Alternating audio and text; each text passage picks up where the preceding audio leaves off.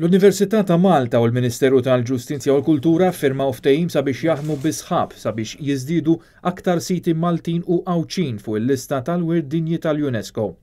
Wara li kienet irratifikat il-Konvenzjoni tal-UNESCO tal-1978 dwar protezzjoni fil-qasam tal-Wirt Dinji kulturali u naturali, Malta kellha 3 siti li ġew rikonoxxuti bħala Wirt Dinji mill-UNESCO.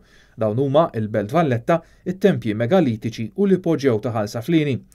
Il-Ministru qal li għal dan il-proġett inħass il-bżonn li l-Ministeru jingħaqad mal-Università għaliex mhux biss huwa meħtieġ li dan ix-xogħol isir minn nies tas-sena li għaw taħt il-Ministeru imma biex isir ukoll riċerka meħtieġa biex il-UNESCO tilqa' u tirrikonoxxi l-applikazzjonijiet tagħha. Fl-Università hemm riċerkaturi li jistgħu jgħinu biex jitwasslu s-siti tanġibbli ta' Malta lejn dan ir-rikonoxximent meħtieġ.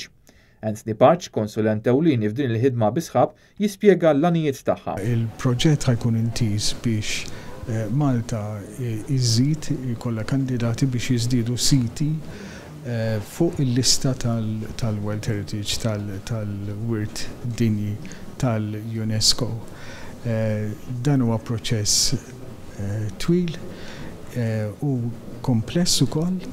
Hemm diversi siti illi nemmnu illi dawn għandhom ikunu fuq il-lista.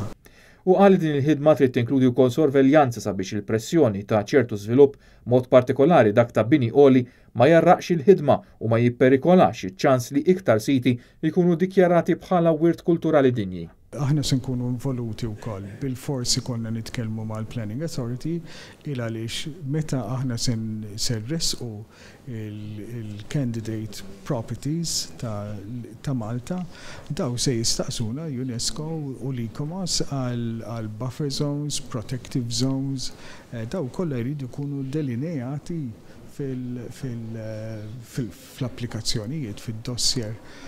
Allura hemm bżonn ta' dat tip ta' xogħol dettaljat li jrid jintrabat ma' dak ix-xogħol li tagħmel il-Planning Authority. U stmat li l-proċess sabiex l-ewwel postijiet jiġu nominati għal konsiderazzjoni bħala wirt kulturali dinji mistennijiet lesta fi żmien sentejn.